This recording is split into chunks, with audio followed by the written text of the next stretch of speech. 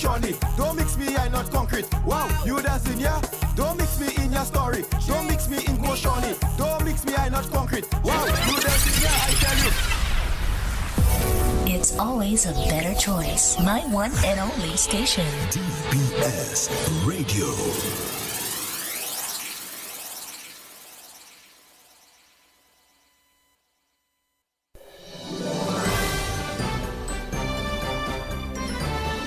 Fair and balanced, unbiased and clear, concise and accurate.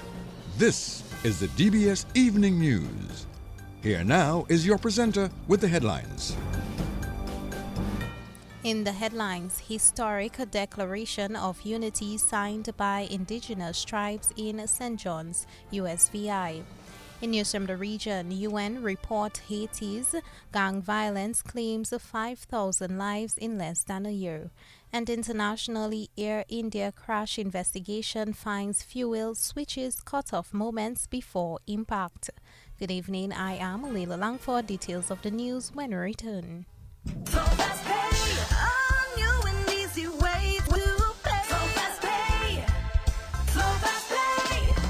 You asked for it and you got it. A quicker way to pay your bills online. It's fast, secure, and easy to use. No registration, no additional fees. Flow is now offering FastPay, an online service that allows you to settle your bills in less than 2 minutes. Need a receipt? FastPay will send it to your email immediately. Use FastPay now for convenience, safety, and efficiency at discoverflow.co/fastpay.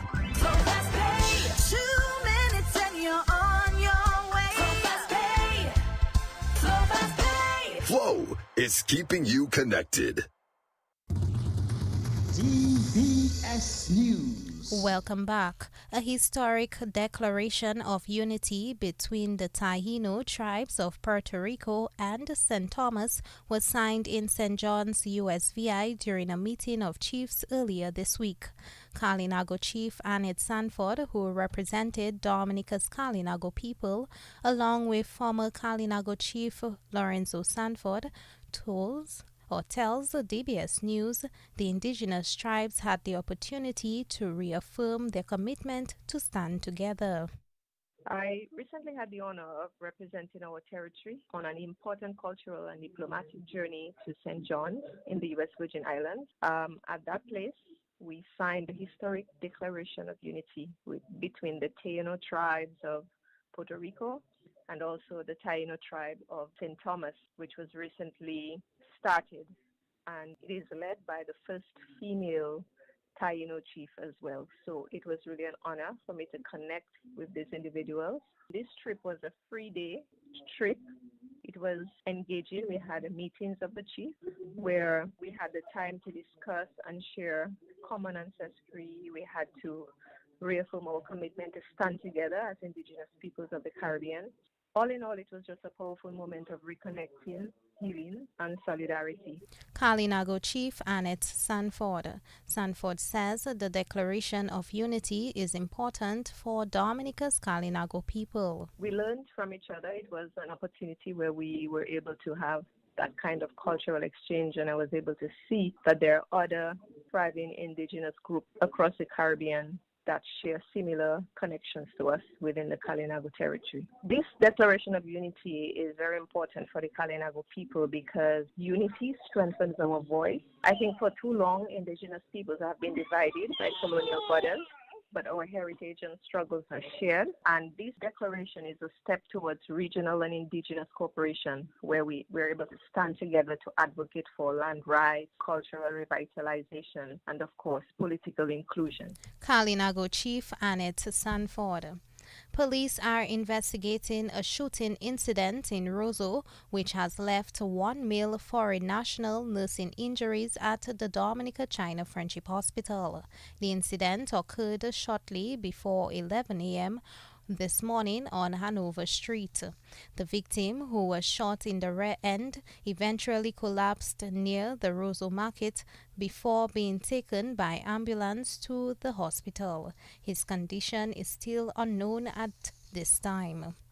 In other news, a total of $700,000 needs to be raised for the next phase of the cathedral renovation project. This phase involves the installation of the ceiling. Dean of the Roseau Cathedral, Father Nigel Karam, is calling on the Catholic community to contribute to this important phase of the project. Currently at the cathedral, where we have erected the hurricane shutters outside the cathedral. So if you pass there at any time, you will see the hurricane shutters. Not all of them, but most of them have been erected. The major work we want to do inside is to erect the new ceiling of the cathedral. And that is going to take a great deal of funds. So we are inviting all our sponsors, our donors, our parishioners, and all members of the church throughout the country in Dominica, and friends and family overseas, to help us to complete that phase of the project to erect the ceiling. The ceiling will take upwards of $700,000. Dean of the Roseau Cathedral, Father Nigel Karam. The Dominica Solid Waste Management Corporation does not engage in burning of waste materials at the landfill. That's according to manager of the Fokole landfill, Cara Wilson, who was present at a meeting with residents of Stock Farm and environs on Wednesday. The corporation has come under scrutiny from members of the public following the recent fire at the landfill last week. Solid waste does not do any incineration of the materials that we collect at the landfill. So we do not burn anything that comes in to the landfill. That is not a practice that we have. We even discourage people from burning in rural areas where they have neighbors. We do not incinerate at the landfill. Manager of the Fonkole landfill, Cara Wilson. Meanwhile, recommendations for fire mitigation measures at the landfill have been made by the Dominica Fire and Ambulance Services to the Dominica Solid Waste Management Corporation. We have given allocated locations where hydrants should be highlighted and to be placed strategic areas to prevent us from just having one hydrant on the site. Installations of CCT monitors in strategic areas and have more security on site at different locations. We are creating a better barriers for persons and the introduction of installations of gas captured systems, almost like a smoke detector. So we at the fire department, we are always going to recommend, we are always going to help the community first, because we are here to prevent, save lives, and first off, properties, because we do not want that fire to extend its safe zone. Fire Officer Relda Andre. In related news, former Chief Environmental Health Officer Anthony Scotland says Dominica needs to redesign its waste strategy. Speaking on DBS Radio Discoveries on Sunday, Mr. Scotland explained that certain materials should not be going to the landfill. Certain material we don't need to be going to landfill. All the organic waste should be going towards composting. Turn it into a fertilizer that you can use for your plants, because even in the rural space in Dominica, the north, the east, southeast villages, that whole line to me of villages on that the Atlantic side should really be separating and composting their waste. Separate and compost. West Coast now we need to establish proper separation system there, because the villages they are tighter. So you separate it and you take it to a facility for dealing with those areas there.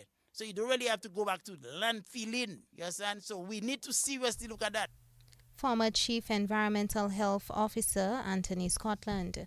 Meanwhile, Mr. Scotland added that the Dominica Solid Waste Management Corporation now has to find ways to deal with hazardous waste, which is now coming into the landfill. You know a different set of waste coming at you, called hazardous waste, from building material, from industries where you're using chemicals, pesticide in your environment. Now, solid waste has to start thinking of how they're going to manage that sort of waste. It is not the ordinary waste that you're going to be managing. The solid waste is an act just an act that was made for that, It doesn't happen overnight. They went to parliament, made an act, passed a law to tell you how you have to manage waste. Now, there's a strategy that every 5 years, the corporation is supposed to come with a soil waste management strategy and present it to government so that government can now review it, fund it, and see how we move waste to the next level. So I see the corporation as being very valuable to the management of waste in town, because we moved from a situation where there was no soil waste management before. Former Chief Environmental Health Officer Anthony Scotland. The Convent High School class of 1989 alumni have come together to give back to their alma mater. This year, members of the class returned to the school dressed in the Convent High School uniform to present a pledge of $2,500 towards graduation awards. The fund supported two important awards, the Class of 1989 Humanitarian and Community Service Award and the Award for Perseverance, Self-Development and Conduct. Each award recipient received up to $1,000 with an additional $500 allocated to the school's honors awards. This is the class of 1989 presenting $2,500 to Convent High School's graduation 2025. We are very proud to present this award. My name is Karen Chambers Coffey, and I am here with Anne-Marie Clark and Dr. Bianca Roberts, and we are very, very excited to be able to give back to Convent High School through graduation 2025. Karen Coffey, member of the Convent High School class of 1989. That's the national focus, regional and international developments up next.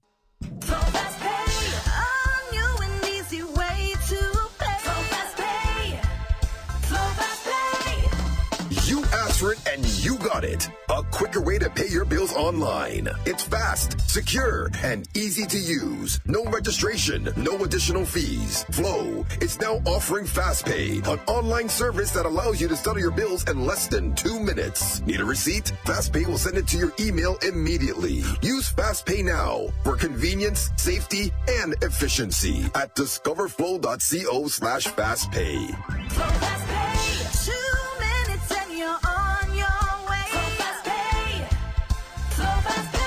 Flow is keeping you connected. DBS News. In news from the region, almost 5,000 people have been killed in Haiti since October 2024, displacing hundreds of thousands as gang violence has escalated, particularly around the capital, Port-au-Prince, according to a UN High Commissioner for Human Rights report published today. The surge in violence is deepening Haiti's humanitarian crisis, destabilizing the country and raising concerns of spillover effects in the region. Between October 2024 and June 2025, 4,864 people have been killed in Haiti amid worsening gang violence nationwide. Port-au-Prince and surrounding areas accounted for more than 1,000 of the deaths. Gangs have increasingly taken control across Haiti, overwhelming local security forces and forcing international aid organizations to scale back operations and forcing tens of thousands of residents from their homes. The UN report warned that the escalating violence in Haiti is threatening to destabilize the country, but also other countries in the Caribbean. And internationally, a preliminary report by Indian aviation accident investigators into the fatal Air India crash that killed 200 people has revealed that the plane engine's fuel switches were cut off before the landing. The Boeing 787 Dreamliner immediately began to lose thrust and sink down, according to the report released by India's Aircraft Accident Investigation Bureau. One pilot can be heard on the cockpit voice recorder asking the other why he cut off the fuel. The other pilot responded that he did not do so, the report stated. The preliminary report also does not say how the switch could have been flipped to cut-off position on the June 12 London-bound flight. The agency, an office under India's Civil Aviation Ministry, is leading the probe into the world's deadliest aviation accident in a decade. That's news, the DBS Evening Sports Report. Up next. Covering the nation and beyond. DBS Sports Report. Rudolph Thomas Enterprise in Portsmouth, your suppliers of building materials and hardware products. Over 20 years experience in the business. Rudolph Thomas has lumber and plywood, Portland and tile cement, steel rods, galvanized and fence pipe. And Rudolph Thomas can meet all your wire needs. Galvanized roofing sheets, doors, windows, toilet sets, face basins and bidets. PVC piping, fittings and lattice. Check out Rudolph Thomas for ceramic and vinyl floor and wall tiles, nails, nuts and bolts, paint and painting supplies. And check out their line of electrical and hand tools. And Rudolph Thomas is your one-stop shop for hard-to-find items like fiberglass mat and fiberglass resin and welding rod. Welcome to the DBS Evening Sports Report. West Indies opener John Campbell says patience will be key and the Windies batters, including himself, need to be disciplined as they get set for the third test against Australia. The historic day-night match gets underway on Saturday at the Sabina Park. The West Indies are trailing 2-0 in the three-match series. Campbell is hoping the batters step up. I mean, I'm pretty much looking forward to it. Any international game will have challenges, and I'm ready for the challenge. Well, it's just about trying to be as selective as possible and playing each ball on its merit whenever I'm batting. That is always my mindset. As I mentioned earlier, I mean, every international game will bring challenges. This will be the first day and night test match at Sabina Park, so it's I'd say a pretty neutral ground for both teams, having the first game here at Sabina Park under the light. So, I mean, we are looking forward to the challenge, especially at home. I'd love to see a lot of people in the stands and supporting our boys. West Indies opener John Campbell. Meantime, Australian fast bowler Mitchell Starc says the Australians are looking to continue to playing good cricket. The match will be the 100th test match for Mitchell Starc. A chance to win another test match away from home, which is never easy to do. We've obviously had a good couple of weeks, and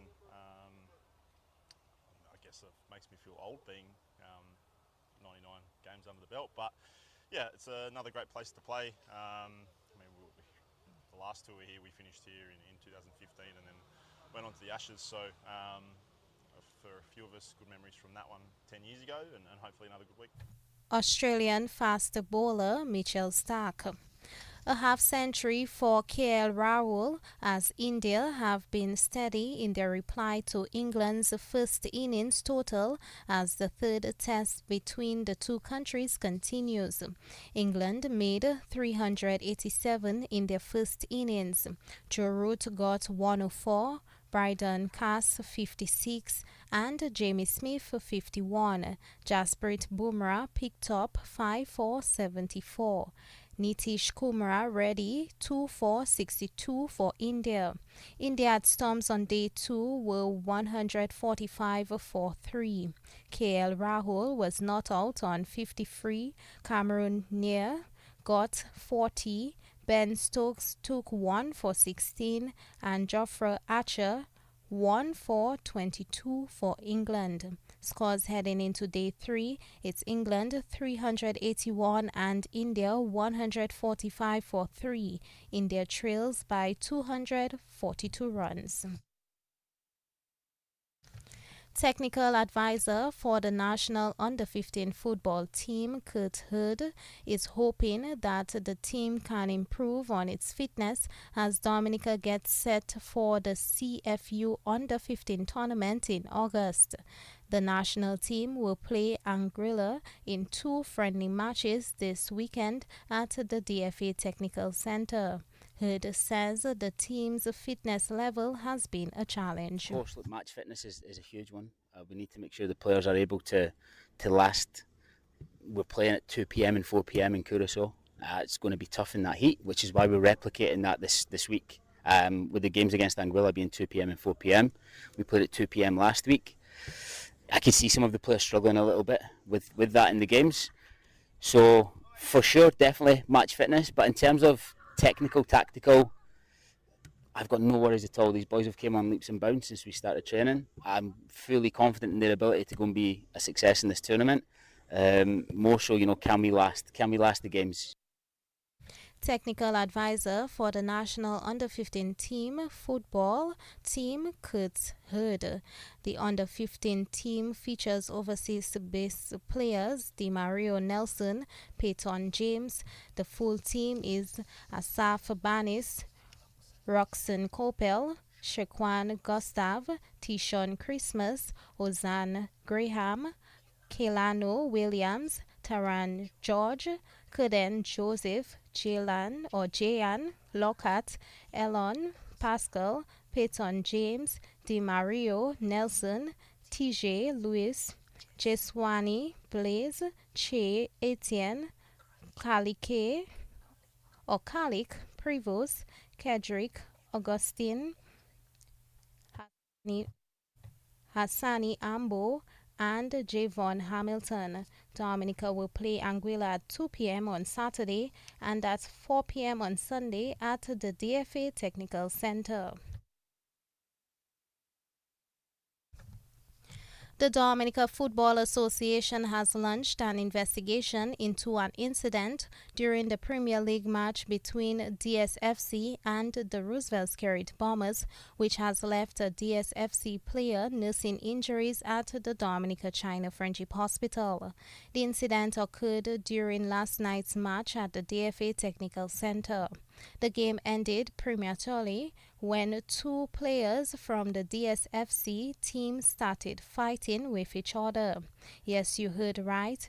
DSFC goalkeeper Delton Darampel and DSFC defender Orin Remy were both red-carded for the incident.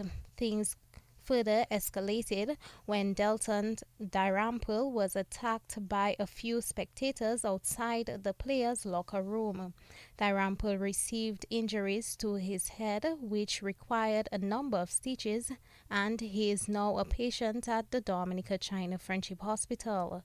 DSFC coach Jordan Luke condemned the violence and says the club will take action. Let me begin by saying I'm very embarrassed, ashamed, disappointed, and quite frankly, very apologetic.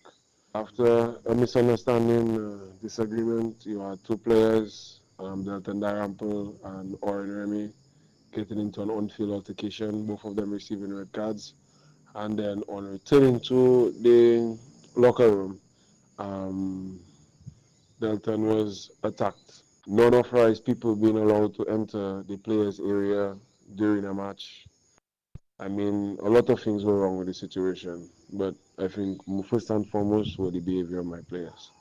An official statement will come out from the club within the next coming days. However, all I can do is give an apology. DSFC coach Jordan Luke.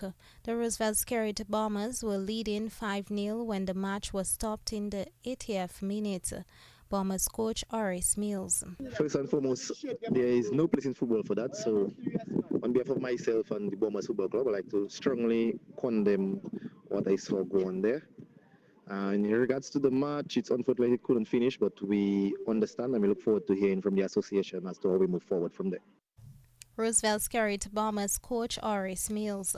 Meantime, the DFA says the matter will be investigated.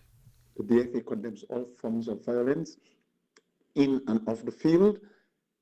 In due course, the DFA will investigate this matter and, as usual, bring to the public and to the various clubs the findings.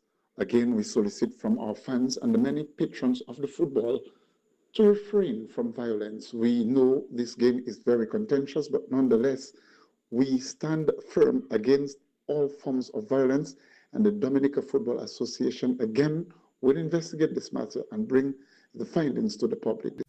DFA PRO Abby Lawrence. The Premier League is expected to continue tonight with Promex Harlem United taking on Central Cooperative Credit Union Dubla FC at the DFA Technical Centre at 6:30 p.m.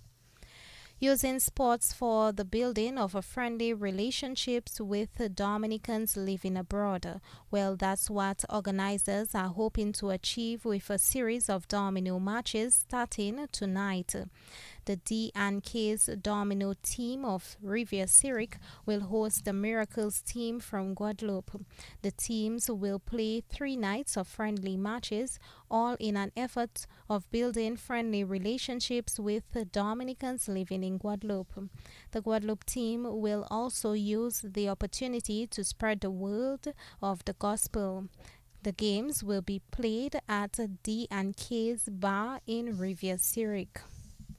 In other sports this evening, the Aces have retained their KFC National Volleyball League title as they got past the MCCU Sunrise team in Game 3 of the finals last night at the Massac Indoor Facility.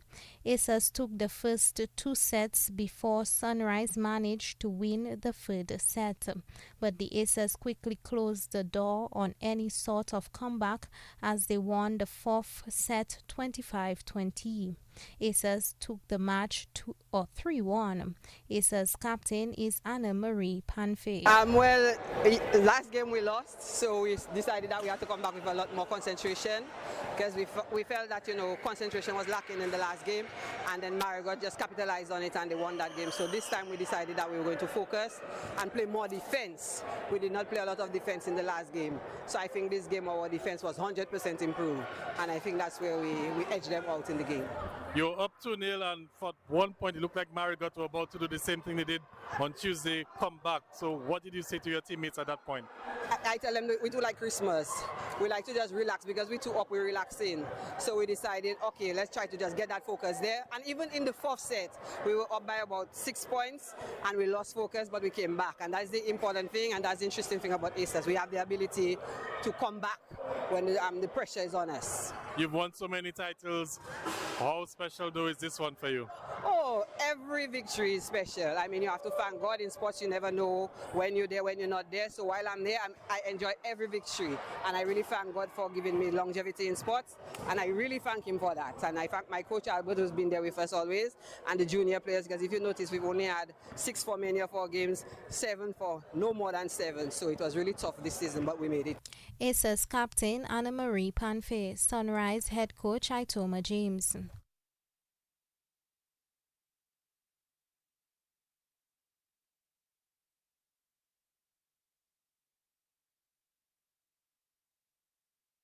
I wouldn't even say it went wrong. I just believe experience went out at the end. I mean, the girls made a valiant effort. I really appreciate that. That is something that we wanted to do this year, make sure that we can get to the finals and at least put up a challenge. Not let Aces just walk over like they usually do. We come out, we put up a fight, we make them work for it. We went to a game 3. I think in the end, we made some crucial errors at times where we really did need to make those errors, and that really determined the game down at the stretch. All right, as you look ahead to next season, how do you regroup? Like you said, this season was a success, although you didn't win the championship. Well, next season, like I said, I have some technical things I need to work on with some of the players to try to help to improve their game. We're going to try to recruit a few more players because, like you see, we pretty much just have a 7. We want to have a few more young girls, improve the club, have more players, and try to grow the sport because the women volleyball need a little more impetus. We need a little more people in the game. So for the next year is more recruiting and just try to train and work with the players that we get, improve the game, not just my club, but volleyball as a whole in the country. Sunrise head coach Itoma James. President of the Dominica Olympic Committee, Billy Doctrove, is set to return for a 3rd consecutive term as president of the DOC. This as Doctrove was the only nominee for the position of president ahead of the July 23rd elections. The nominations were revealed during last night's annual general meeting. This is the first time in history that the president has been unchallenged. Doctrove thanked the membership for their unwavering support. Well, I feel very humbled by this show of confidence by the general membership of the Dominica Olympic Committee. I'm really pleased about it. This is the first time in the history of the Dominica Olympic Committee that a president has been re-elected unopposed. So it means three things to my mind. One, that I must have been doing something right in the eyes of the general membership. Secondly, the rapport and the relationship and the work output of the entire executive, because I could not have achieved any success without the executive and I working very closely with each other.